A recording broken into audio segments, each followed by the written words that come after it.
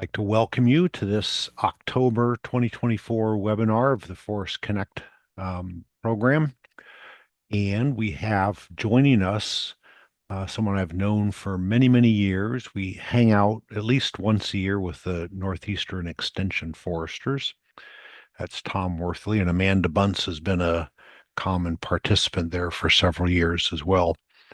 Tom gave a presentation on the webinar series earlier in the year, and he offered to do another one titled Adventures in Oak Recruitment, which the title alone is intriguing and worthy of attention. So, and having seen the presentation at noon, I'm sure you're going to enjoy this. So, I am going to turn this over to Tom. I'm going to mute and hover in the background and sit back, and like you, I'll enjoy this presentation. So Tom, thank you for coming back this evening. I appreciate it. Well, thank you for inviting me, and I'm delighted to be here and share some of this work, and I look forward to hanging out with you again when the Northeastern Extension Foresters get together later this year.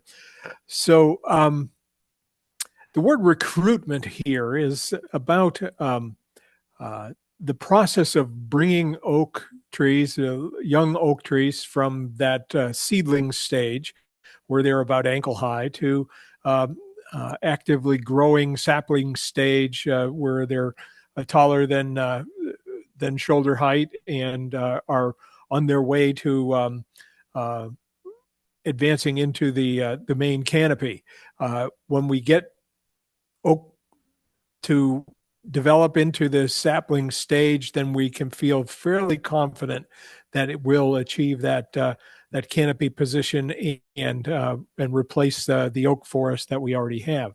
This is a challenge not just in New York and not just in Canada. I mean, in Connecticut. I'm sorry, Canada. Not just in Connecticut, but all over the Northeast.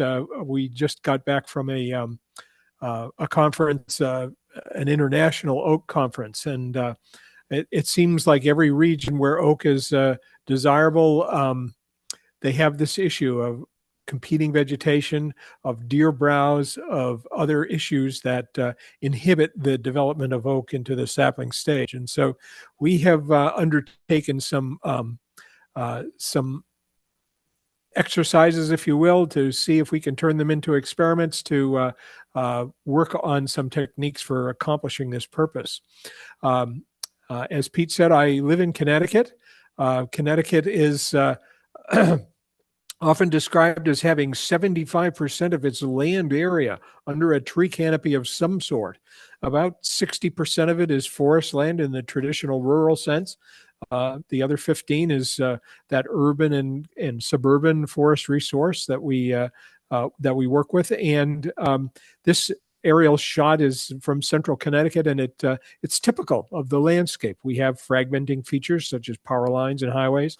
We have agricultural lands and residential lands. But the interesting thing in our area about the forest resource is that it's divided up into numerous parcels, some of them small, some of them large, and it creates a particular challenge for the forestry profession because very often the techniques that we might use on a larger parcel to conduct forest products harvesting or to do other silvicultural activities often are not applicable to some smaller acreages. The use of controlled burning, for example, which is done extensively in the South, would be very difficult to do in this environment. Or the large feller buncher operation for harvesting timber is going to be irrelevant to somebody who has 10 or 8 or 12 acres. And so we need to find techniques that are appropriate to the scale of sizes of properties that we have and that are relevant to the landowners that we work with and meaningful.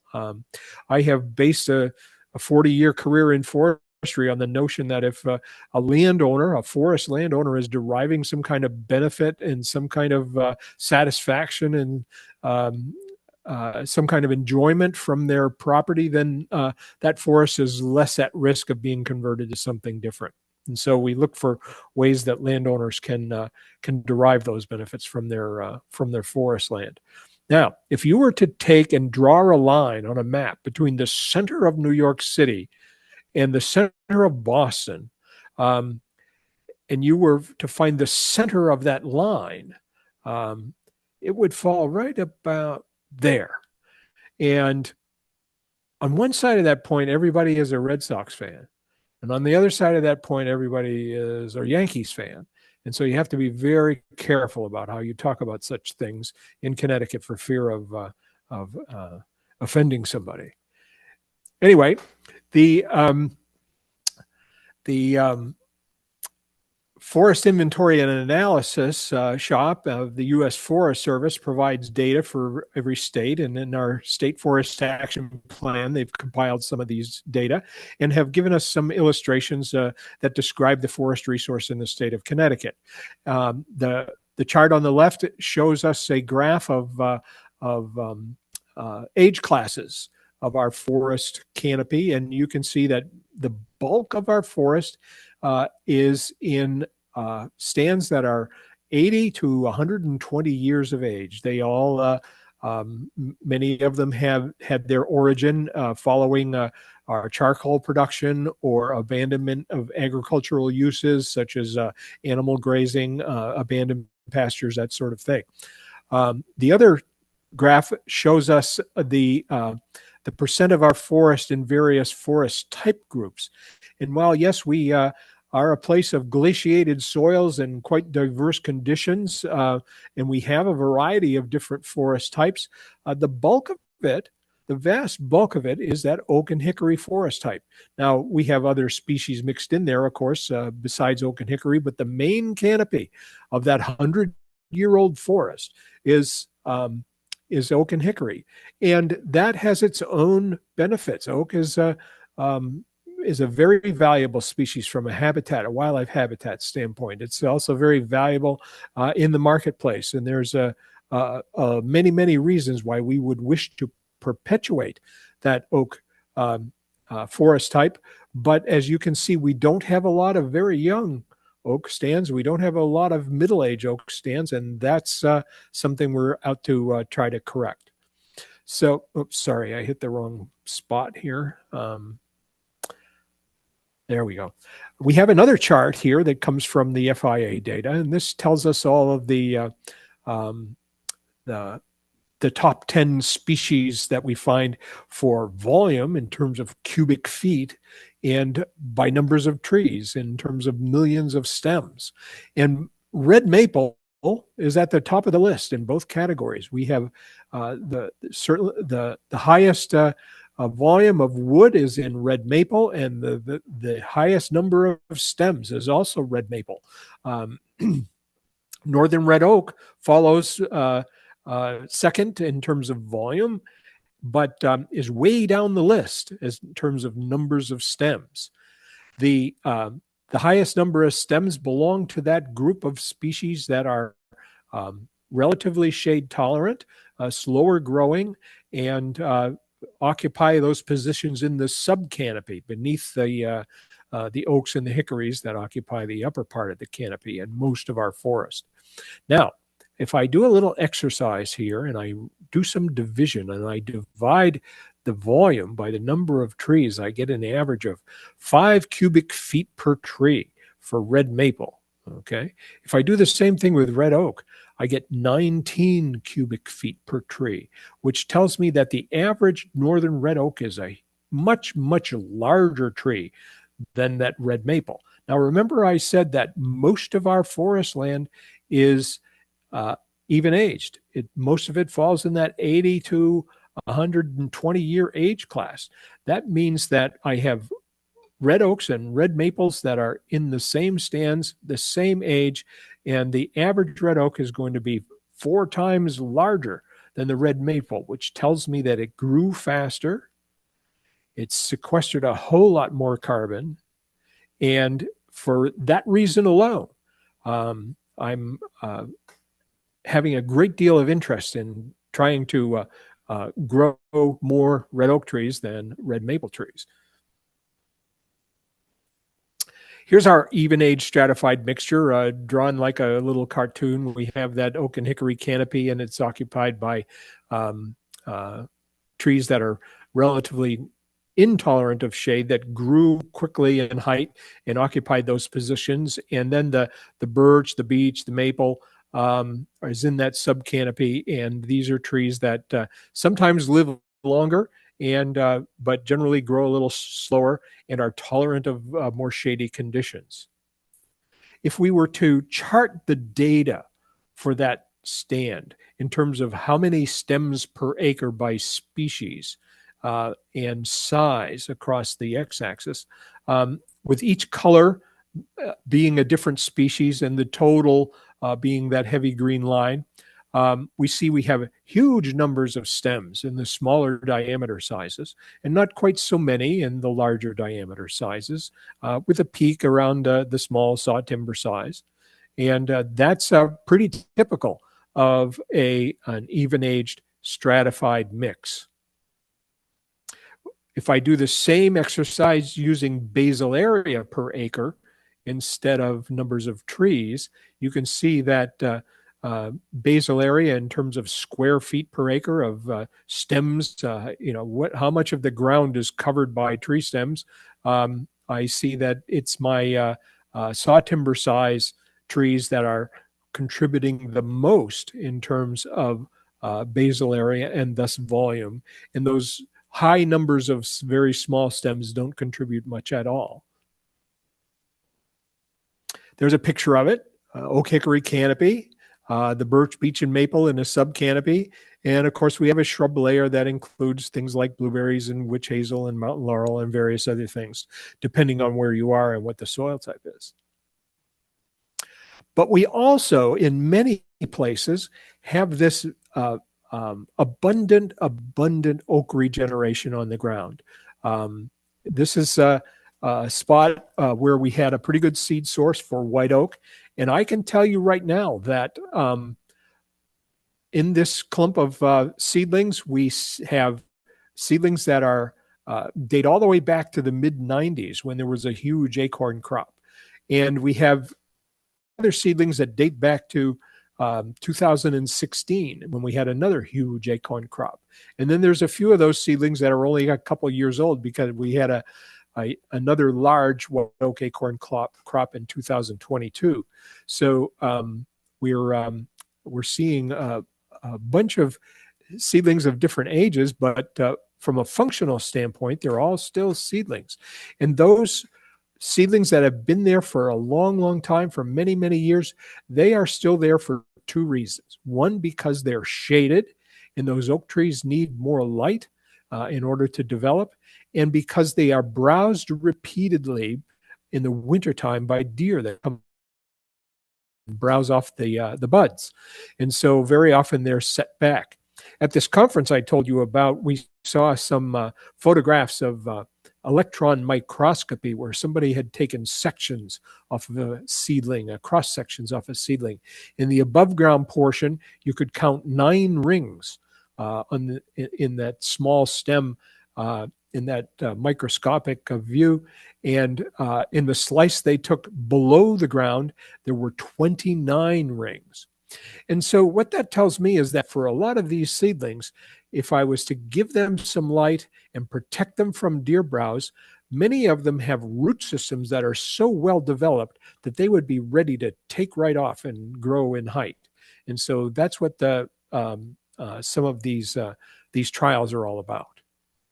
So oaks are potentially fast growing. They're valuable. They're extremely wildlife beneficial, also very aesthetic. And treatments that allocate space to these high potential trees, I believe very deeply, can increase the carbon sequestration rate. And as I say to many people, if there's too much carbon dioxide in the atmosphere, the only practical way of getting it out of the atmosphere is to grow these big green things as fast as we can. And if we can manage our forest stands so that the best trees are growing faster, then we're going to accomplish that increasing of this carbon sequestration rate. Not only that, but we will sequester carbon to trees with the greatest long-term carbon storage potential. Now, that could either be as some durable, valuable, durable product, or if somebody prefers to keep a tree growing for until it's a very old tree, well, they would have that option. My job as the forester is to grow the tree. At some point, when somebody chooses to harvest it, well, okay, then fine, we can help with that. But what we want to do is grow those trees, the best trees we can, in all the places we can, for as fast as we can and as long as we can. So these actions also enhance forest resiliency by creating some age class diversity and some species diversity.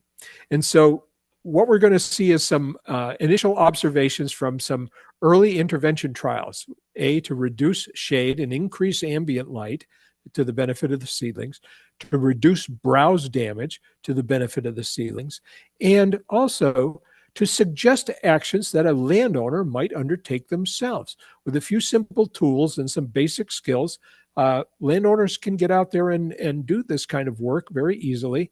And we find in Connecticut from focus groups and so forth and so on that many landowners want to do that. They see that acreage back there as their 20-acre gym, and they want to go out and work on their own land.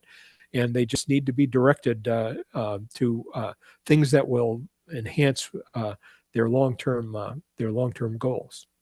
So here's our even age stratified mixture again. You saw this illustration before. Now, supposing something happens like you have emerald ash borer come along and kill the ash trees out of the canopy, or spongy moth like we had a few years ago, or somebody does a diameter limit harvest. It's going to create gaps in that canopy. And this is not going to help oaks to grow from seedlings. What's going to happen is the subcanopy species are going to advance into those holes in the canopy and occupy those spaces. And eventually that oak and hickory canopy will transform itself to a mixed canopy and ultimately to a birch, beech, and maple canopy. Now, I don't necessarily have anything against birch, beech, and maple, but they will never be the trees to sequester carbon the way oaks are. And they don't provide the same kind of wildlife habitat benefits that the oaks do. And so we try to manage for oaks. Not that we want to totally eliminate birch, beech, and maple. That's going to happen anyway. Even if you manage for oaks, you're still going to get some birch, beech, and maple. But if you don't try to encourage the oaks, then that's all you're going to get. So the word mesification is used for this process, and it's a word that describes the process of shade-tolerant trees that can live in a cooler, humid environment to the detriment of our oak trees, will maintain that environment and create a humid and shady condition in which they will perpetuate themselves to the detriment of the oaks. So mesification is a process that's occurring all over the eastern part of the country, and part of it is a result of the fact that our oak and hickory forest started growing at a time 100 years ago when there were no deer around, at least in Connecticut. Fire was still a part of the environment, and many of these thin bark species would have been reduced in numbers by occasional low-intensity ground fires that wouldn't have affected the oaks as badly. And there were no invasive species and things like that. So many of the changes that have been brought about by human beings can be countered by management, by people today. So now it's pretty this time of year, don't get me wrong, but we're still going to have that color even if we try to manage for oak trees. So here's a story. Back in 2015 and 2016, one of the big efforts underway with the wildlife community was to create habitat for a rabbit that we have in New England called New England cottontail. There was a fear that New England cottontail was going to be listed on the threatened and endangered species list because of habitat loss. And so the effort was going on to create shrub habitat and young forest habitat to the benefit of New England cottontail. In the end, it was successful. They managed to keep that bunny off the list. But the recommendation was you need to make a 20-acre clear cut and try to string these together. And that's fine if you own 500 acres. Maybe you can afford to do a clear cut and turn it into shrub habitat. But if all you own is 30 acres, why that might not be a viable alternative for you. So I was curious as to whether we could create a young forest habitat without doing a full clear cut, but maybe a modified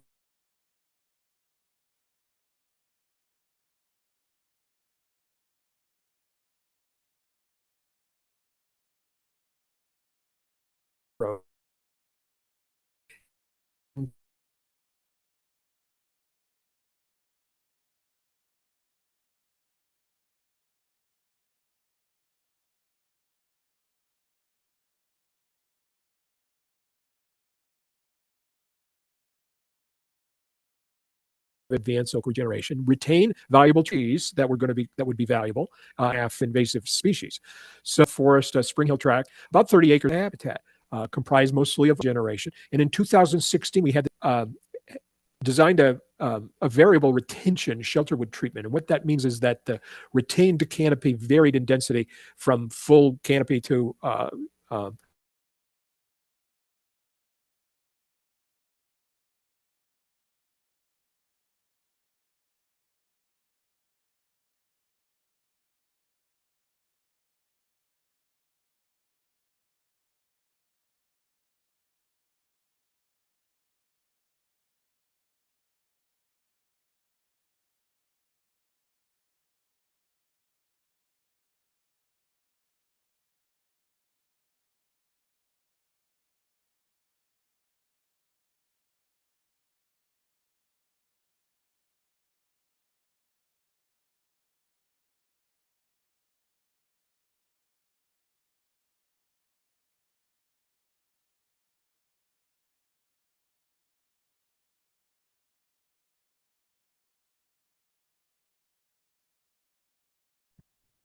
Tom, are you there?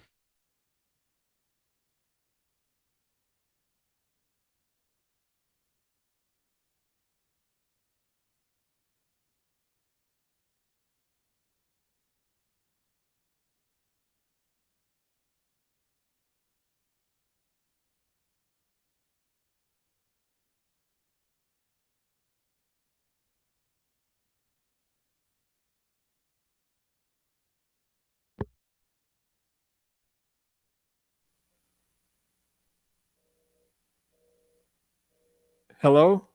Hello, Tom. Yes, can you hear me? We can hear you. Okay. Well, I'm sorry. I heard you come up and say, are you there?" And I was afraid you couldn't hear me. So let me So continue. we couldn't. We lost the audio and the video. Can you see me now? Can you see it now? No, we can The see harvest. you. We can see you. We can't see your presentation.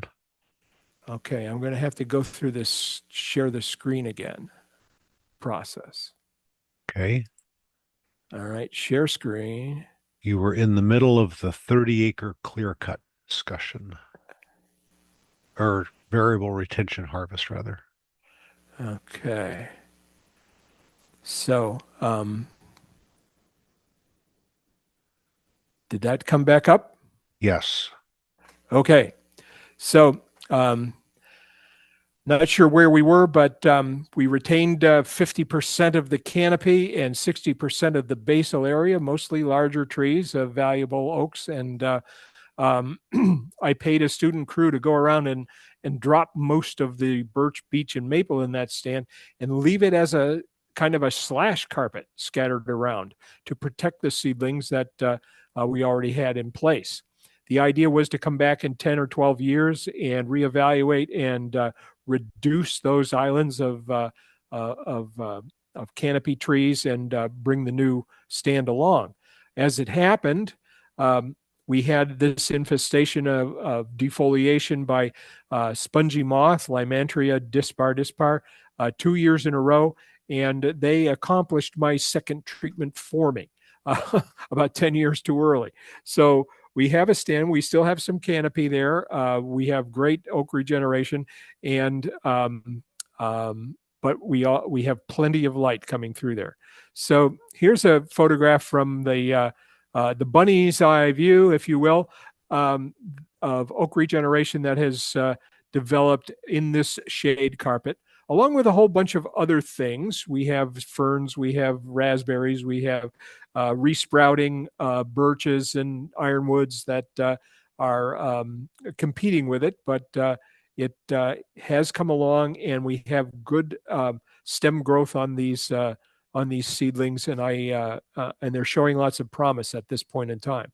So using our cartoon forest again, basically here's what happened. We had this even age stratified mix. We had oak regeneration in place, lots of shade, plenty of deer, and so we disturbed the canopy. We cut all of the sub canopy. We laid it all on the ground as a slash carpet with the idea that it would protect those seedlings from the deer for a few years anyway. Okay. And sure enough, they have come along. Not every one of them. There's still some browsing out there, but enough of them are protected that I'm confident about the stalking there. So this is kind of what it looks like. Lots and lots of different vegetation, but the oaks are in there. And the point, to make that point, I had a student crew flag off 1/10 of an acre square because I wanted a visual. I wanted to be able to walk landowners out through this very, very dense mess that the birds love, by the way, and show them there's oak in that mix. So I had them cut everything that wasn't an oak tree on 1/10 of an acre square, chain by a chain. And this is what was revealed, all these little oak seedlings coming along through that very dense mess. And there's about 75 of them there, and on 1/10 of an acre, which would give me 750 stems per acre of oak seedlings. What do I need when I'm done? 50, 60? So not all of them are going to achieve maturity, but some will. Now, people might say, Tom, haven't you just served them up to the deer now? I say, yes, I have. and these do get browsed. No question about it. It's easier for the deer to browse them. So, but it led me to the idea of creating an experiment out of it. So what we're hoping to do is to have several different treatments. This early intervention, if you will, these would be silviculturally called cleanings. Not 4 treatments, 4 meaning there's also a control, but a full release treatment like you just saw the photograph of. And then we would have a full release and then select maybe 8 or 10 on that 1/10 of an acre to protect with little cones that we make out of snow fencing. We cut an arc and we fold it together, overlap it a little bit so it has some stiffness, place it over the seedling to protect it from deer browse. You got to open up the top a little bit if there's some apical dominance, why it needs a way to get out of that cone and get its head up there. And then our third treatment is a partial release where we do something similar to a crop tree release on selected seedlings. And with the idea that we would leave other competing vegetation in place. Anything we cut, we would just kind of pile around the selected seedling with the idea that maybe that would deter the deer a little bit and they would go and browse something different. So if it's easier. So we did take some landowners out to show them some of these seedlings that have come along. Here's a seedling that has recruited to taller than shoulder height. And look at how happy those people are about that. And this is one that we did just open up around it about maybe a 10 or 10-foot radius circle around it and left the other vegetation in place. And these seedlings seem to be doing very well about recruiting into the sapling stage. So this oak regeneration is challenging. We need to do the work if it's going to happen. Acorns don't stand a chance. Everything wants to eat them. Those that do germinate, the seedlings get browsed and shaded, and they languish in that subcanopy or under that subcanopy. I wondered if we might reverse the process a little bit. Could a slash carpet and just some ambient light increase aid in recruitment prior to opening up the canopy? So, because we have seedlings on the ground, technically, silviculturally, we're in a shelter wood system. And the idea of a shelter wood is that our regeneration is sheltered by this upper canopy that provides both a seed source and some shelter to the young trees. And a new stand is established under the partial shade of the older stand. Now, if my goal is to regenerate sugar maple or something like that that's tolerant of shade, why, shelter wood is an easy choice. With oaks, it's trickier because they need a little bit more light, and the older they get, the more light they need. So we remove that older stand in several stages, and the new stand we tend as an even age stand. And this is what's important at this stage, is to get in there, do some of this tending, some of this cleaning, and some of this thinning, some of this release from competition, some protection from the deer browse in order to bring those along. And the shelter woods come in many varieties. Foresters discuss these all the times for different conditions. And I described this variable retention approach, which let lots of light into the stand. So it seemed to work pretty well for the oaks.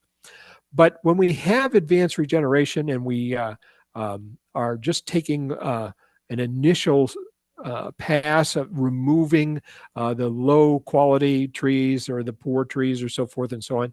In a shelter wood system, this is called a preparatory cut or a preparatory treatment. And so I thought, well, let's try this and see if we can make it work. Now I'm going to get all wonky on you for a few minutes. So bear with me, those of you who don't like tables of data, why this won't take too long. This is a stand table. Remember that graph I showed you earlier of number of trees per acre and by size and species? Well, this is the same data in table form. And you can see that the species are arrayed across the top. The sizes, the DBH or diameter sizes are listed on the down the first, each row is a different diameter. And we see numbers, and each number represents how many stems per acre on the average. Now, we could go out into the stand, we'd never find an acre just exactly like this. This is the average of several plots taken and averaged all together as a representative sample. Anyway, high numbers in the smaller diameter sizes. Those 1, 2, 3, 4 inch trees, there's lots of them. And these are mostly our shade tolerant hardwoods, beech, birch, maple. And then there's fewer numbers, but arrayed across a broader range of diameters are the oaks. And we have quite a number of them. Now, the foresters generally don't pay much attention to the smaller trees, those 1, 2, and 3 inch trees. And where there might be 714 total stems, those that are 4 inches and larger add up to 240 stems per acre in this stand, okay? We can look at the same stand by basal area, rounding to the nearest square foot. And if we take just the 4 inch and larger trees, we have 112 square feet of basal area per acre. Okay. Now, if I plot that basal area on a graph, I can see that the let's see if I plot that on a graph, we can see that the basal area of the larger trees, or the larger trees occupy the bulk of the basal area here, or contribute the bulk of the basal area there. And in a preparatory treatment of a shelter wood harvest, this is what I would want to work with. This is the range of stems of sizes that I want to work with. These are the trees that show the most promise of growing some more, adding value, being a good seed source, and that's the tree I want to grow. And those are the trees, or the portion of the stand that I want to work with, in terms of beginning to regenerate this stand. The smaller stems don't contribute much. This large spike you see in 6, 7, 8, 10-inch trees, these are oaks mostly, but slower growing ones that didn't do very well. They might be the small red tomatoes. And then I also have some big red tomatoes that need to be picked, but the rest of it are green tomatoes that still have some development to do. So I have this statement at the bottom that says, develop an objective statement. Now, what do I mean by that? What do I mean by that? Well, I hear this phrase all the time about goals and objectives, goals and objectives. And I want to take a little side trip here, if you will, and discuss that and give a little meaning to those two words, if you will. So this is a chart that foresters use as a guideline, and it kind of gives us an idea of the condition that our stand is in. As we said, we have 112 square feet of basal area per acre. Okay, we have 240 stems per acre, which puts this stand right at the edge of what typically would be an overstocked condition, just over 100% stocking. The stand is going to be thinning itself if we leave it be. The average diameter there is just over 9 inches. Okay, now I could reduce the number of stems and come to a different condition in that stand that's still fully stocked, but giving the trees more room to grow.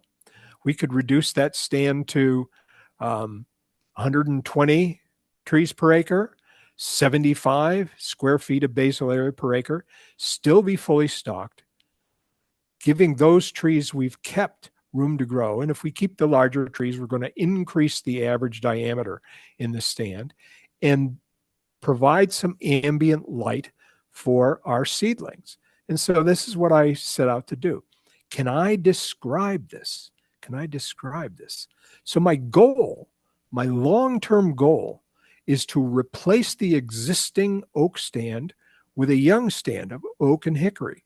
And I want to recruit that advanced oak regeneration to the sapling stage. That's my goal. The goal is long-term. My objective is, what does it need to be tomorrow to achieve that goal?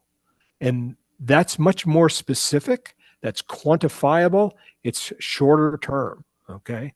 What are the conditions I want to create? And this is a challenge I put out to the foresters in the audience, that I read a lot of management plans where inventory information is provided in great detail, and then some kind of recommendation about some treatment or some harvest is made. Nobody ever, I shouldn't say nobody, few people ever describe the conditions they're trying to create with their silvicultural treatment. And so this is what I'm asking you to do with an objective statement. In the architectural world, we would call this the artist's rendering, if you will. So this is a challenge, not an easy thing to do. But my objective statement in this case might be that the stand is stocked with 120 trees per acre of acceptable mixed oak growing stock at 75 square feet of basal area per acre, approximately 65% stocking, average DVH of approximately 11 inches, with a variable density canopy, approximately 50% canopy density. That's the condition I want to create that I think will achieve that long-term goal that I've expressed. Okay, and that's what I mean by an objective statement.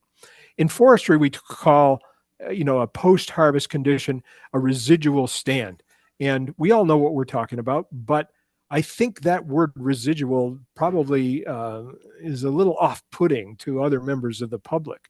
I mean, if we're doing our silviculture correct, then what we wind up with should be the condition we desired, is the condition we set out to achieve. And so I would much prefer to use the word objective. Let's see if we can achieve our objective. So take out the small stems. This is that 8 to 20 inch portion of the that I showed on the graph that I want to work with. Within that group, I have 125 stems per acre, okay, out of my 240. In the 10 to 20 inch range, there's 86. And out of that group, I will choose 50 that I want to grow, that I want to keep growing. And in the smaller diameter sizes of various species, there's 152 stems per acre, and I will choose 70. I'm going to walk out in the woods, and I'm going to take my marking gun with me, and I'm going to look for these trees that I want to grow. About 50 per acre of the larger ones, about 70 per acre of the smaller diameter ones, of desirable species, desirable form, and everything else that needs to be harvested will reveal itself. And that's how I get my 120 stems per acre. We can do the same thing with the basal area, take out the small stuff. Some of it is going to disappear as part of the silvicultural exercise, but here's the outline. The 8 to 20 inch diameters are 92 square feet of basal area there out of my 112. The other 20 is in smaller stems mostly. In the 10 to 20 inch range, that saw timber size, I've got 73 square feet of basal area. I want to retain about 60 square feet of basal area. And in the smaller stems, I'm going to retain about 15 square feet of basal area. And this is how I get my 75 square feet of basal area. So this is how I come up with my objective statement. I go back to my data, I look at it. This gives me an idea of what I want to choose to grow when I'm out there. And of course, my seedlings. And so then finally, what action am I going to take to achieve that condition? Well, in this case, it's going to be a preparatory treatment or a first stage shelter wood treatment on approximately 20 acres in this stand. And that's what's prescribed. Harvest approximately 120 stems per acre. That's about half the stems. But we're going to target undesirable growing stock, smaller diameter stems, and trees over 20 inches and non-oak species. We'll try to leave a minimum of 2 snags per acre, preferably cavity trees, and we're going to create a carpet of slash from the tops and branches. And we'll reevaluate this in 5 to 10 years. Now, except for the largest trees, this is something that a landowner might be able to start doing themselves, beginning with some of the smaller stems and the poorer growing stems, and just lay them on the ground and create a carpet out of the tops and branches to protect the oak regeneration that's in place already, assuming they have it there. So you have advanced oak regeneration present. Your objective, you describe the conditions that you want to create by species mix, number of trees per acre, basal area per acre, the diameter distribution or the average diameter. QMD stands for quadratic mean diameter. That's how we compute the average. And if there's regeneration, thinking about what do we want to grow, and then your prescription comes, the action needed to achieve objective, species, sizes, basal area to remove, etc. That cut is revealed from the data based on your objective statement. In this case, it's a preparatory treatment with a slash carpet. We add the descriptive details about other considerations in the stand, and to show it on our cartoon forest here, we have our oak canopy, we have our sub canopy, we have our initial regeneration catch there, the germinated seedlings that have been languishing in the shade. We drop all of the sub canopy shade, let in some ambient light, protect those seedlings from the deer for a while. And then in 5 to 10 years after that decays, we open up the canopy and release this regeneration. We retain some of the upper canopy for a second uh, uh, um, harvest a few years later, but the idea is to release that new growth slowly as it develops. So here's a photograph we did of a of a slash carpet that was made prior to opening up the upper canopy, and it's not very easy to see. I tried my best to illustrate what I was talking about. This here in front is our Biltmore stick with the blue flag on it. It's about 30 inches long, a little over 30 inches long. And so you get a sense of the depth of that slash carpet. But every one of these orange ribbons is an oak seedling that is protected from deer browse in there. And I would expect that this protection would last for, 2, 3, 4 years, enough to allow these seedlings to gain a little height, gain a little foliage, gain a little diameter, so they're more robust. What you see in the background is the stand as it before it was disturbed. So you can see that layer of subcanopy in there, that beech and maple that was being dropped on the ground. Here, Andrew is working on a different site. We have some oak in the foreground. There's also a little white pine in this stand. Here's a hickory.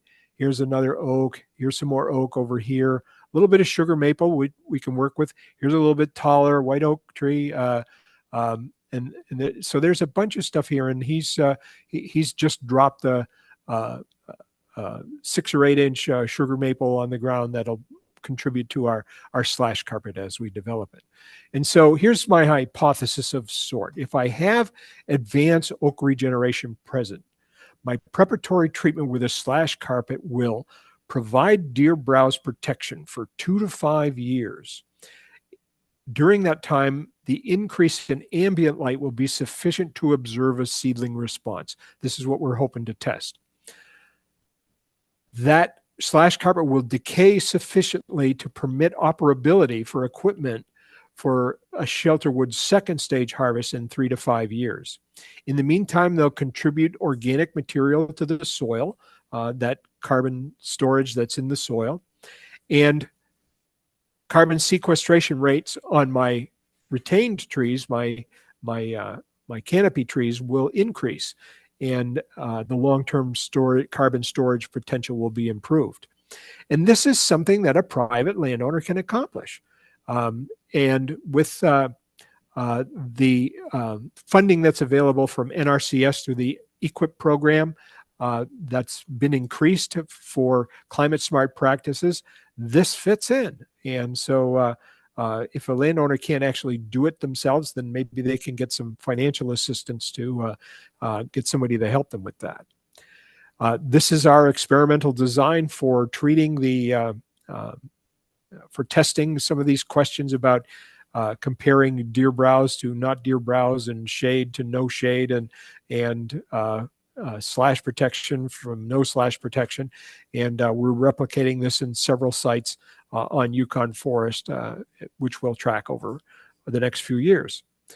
And so here we have another slash carpet you can see on the left-hand side, and the same site Andrew was in, you can see him way in the back over there, working on a different site altogether. So with that, that's my presentation, and I'm open to questions if anybody wants to ask one. Tom, that was very good. Thank you. I enjoyed that. You're welcome. So if somebody has any questions, feel free to write them into the chat window. I will, at noon, I had connection issues. We'll see if I'm more successful tonight. But Tom picked up when I got bumped. So, so I see one from Greg Clark, B, specific to New York. He wants to know if this would be eligible for Regenerate New York funds. I would check in with the DEC. They're the They're the ones that decide what's. If you have an objective statement like Tom has identified, I suspect you could make that work with the DEC. So say hello to Greg Clark for me. He's listening. Yeah, He's he's right there. Yeah. he's an old friend. Yep. Not as old as me, but I've known Greg for a long time. Just for what it's worth, I provided some information to the folks in New Hampshire about this. They were actually writing a job sheet for NRCS so they could put it in as a cost shareable practice, they're going to call it a slash blanket up there. So there have been a couple questions about deer density. Do you want to comment on that? we Or- we don't have any hunting permitted on the Yukon Forest parcels. So it's a pretty high deer density. Another one of our experimental sites that's on state forest land does allow hunting, and they have a regular group of hunters that take advantage of that every year.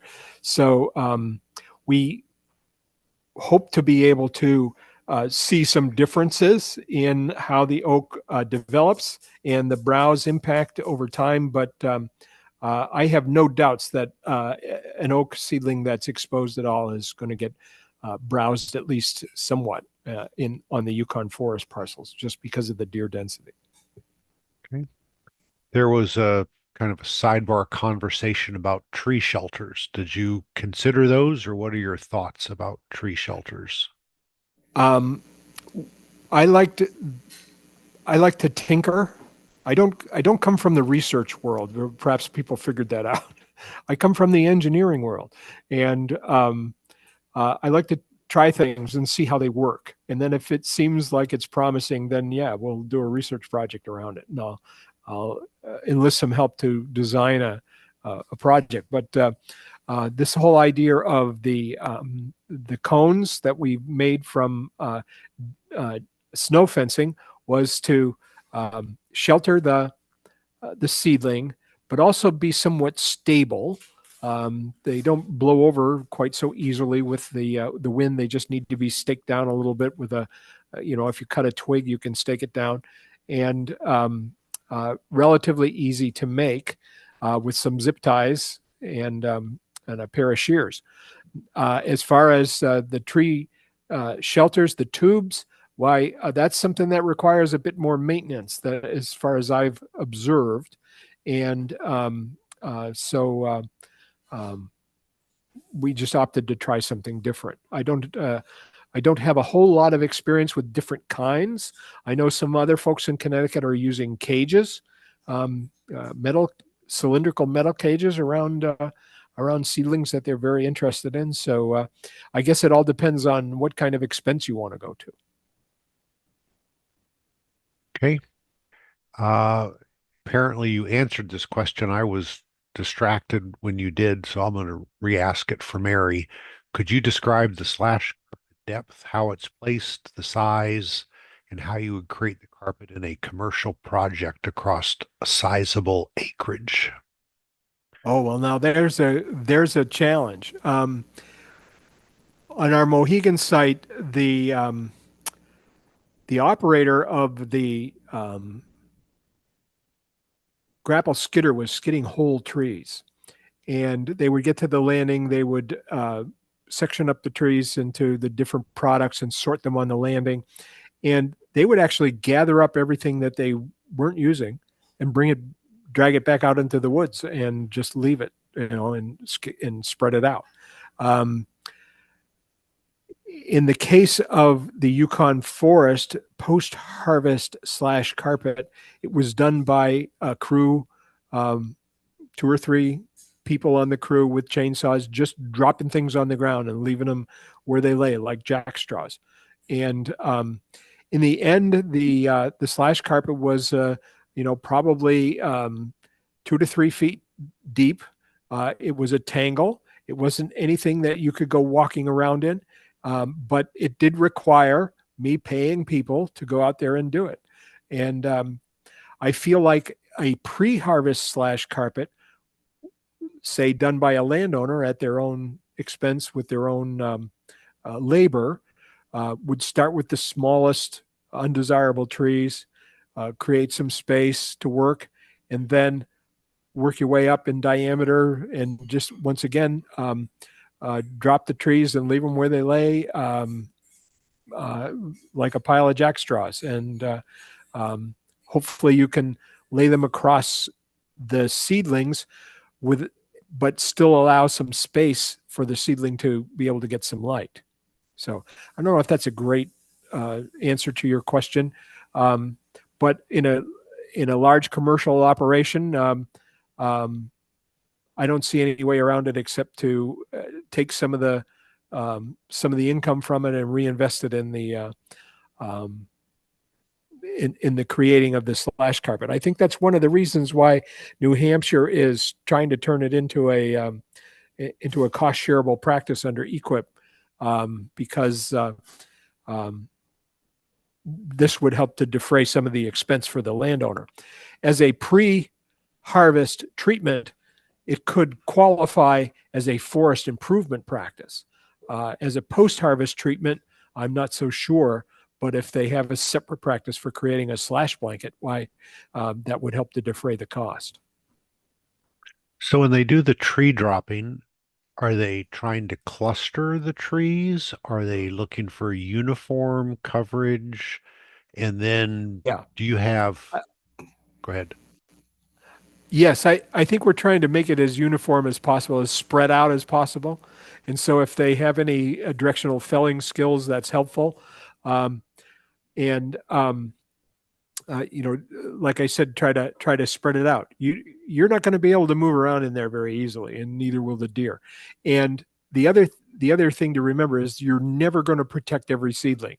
The deer are going to find something to browse on in there. But if you have 750 seedlings per acre and you only need 50 by the time they're mature, why, hopefully those 50 will find their way to sapling size and be able to advance.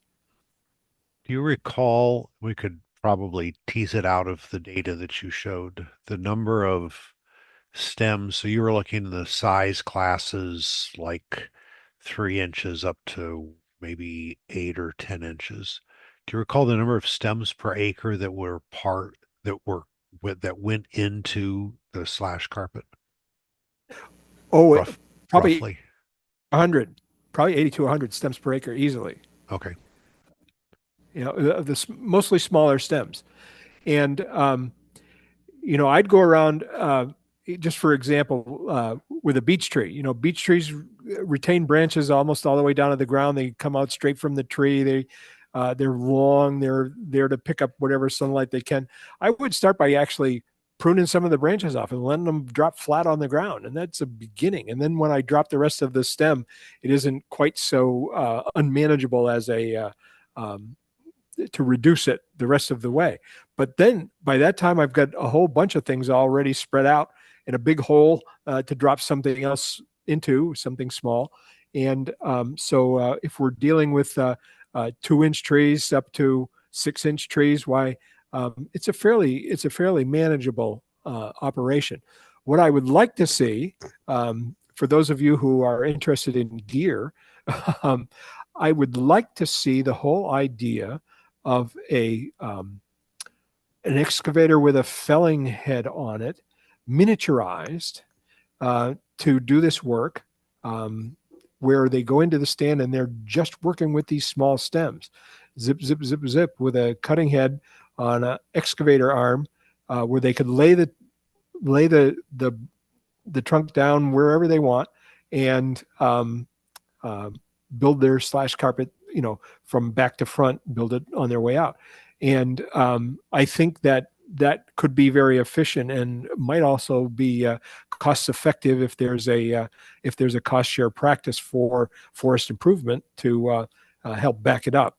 But I haven't been able to find the right source of funding to buy this equipment yet, Pete. So one of Yeah. these days, Let me know maybe. when you do. Yeah, well, anybody who's interested in toys, why, I'm more than happy to talk. There's So, a so he was on, I don't remember, noon or this evening. Ron Frisbee's a retired extension educator in the Catskills. And yeah. in retirement, he bought one of those small excavators and put a cutting head on it. I think it has a chain. I don't know if it has, maybe it has shears, hydraulic shears on it. But so they're out there. Okay. They're out Yeah, there. I know they're out there, but I have yet to mess around with one. Yeah. So, Have you, Daniel wants to know if you've noticed any response from the herbaceous community, particularly, well, either so they asked specifically about native species and non-native species. okay. Um, yes, if you have non-native species present, if you have invasive species present, you have to make an effort to um, exert some control on those. And our most effective way is to cut.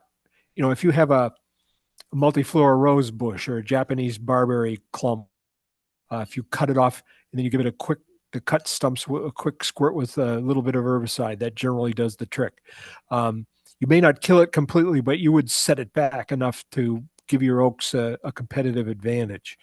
Um, in many of these places where we have these trials, I don't have a big invasive problem. They're far enough from the road or far enough from the field that I don't have a big issue with that. But I know that on several of our harvests that we've had to make a strong effort wherever we've disturbed the canopy. If there's invasives present, they will respond right away. Yeah. Have you seen any herbaceous native species, especially those of conservation value? Any response there? Yes.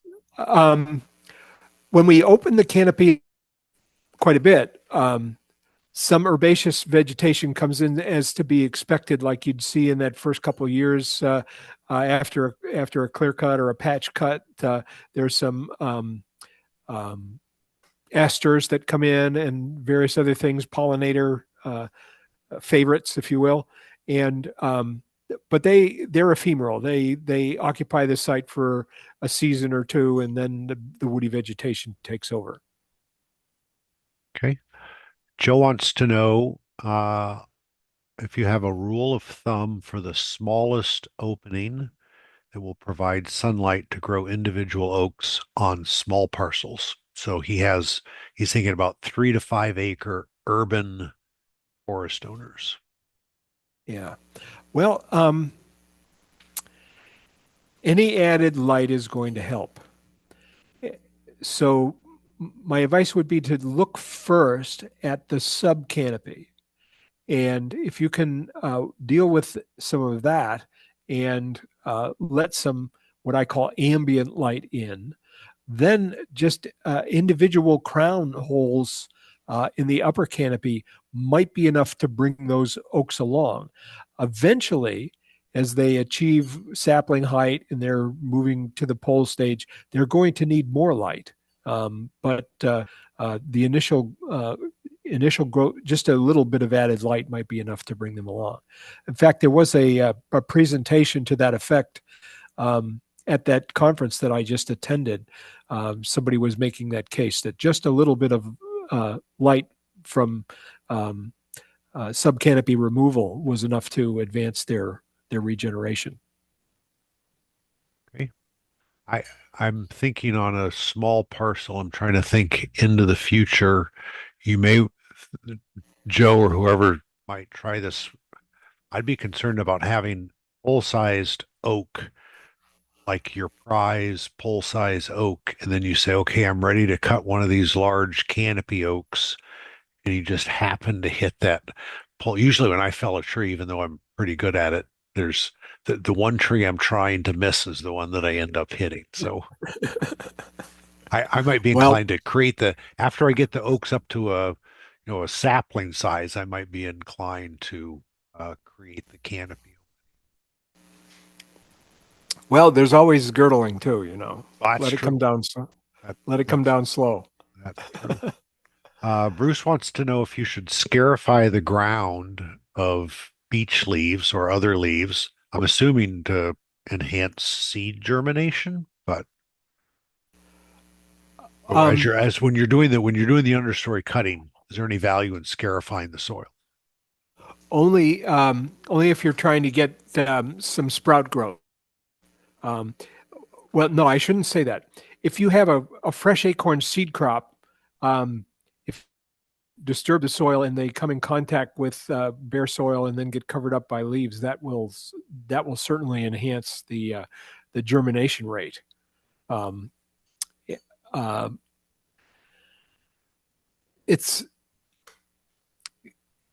it's a tricky thing to time. According, I think you'd almost have to go in there first, because once your slash carpet is on the ground, there's no way you're going to scarify anything. You know what I mean? Right. So, but but to go in there first and try to do it without having cut all that dense group of small stems that are under there, why, um, that's going to be a challenge too. So I guess it all depends on the equipment you have to work with. But a little bit of bare soil in the process doesn't hurt anything, as far as germination is concerned. So this um the slash carpet seems um one of the assumptions, I guess, is that you have advanced reproduction of oak. Yeah. Any guide? So, and there are some, I've been on some properties where I see that actually similar to the pictures you showed, but other Okay. places like our research forest, we almost never see that level of advanced regeneration.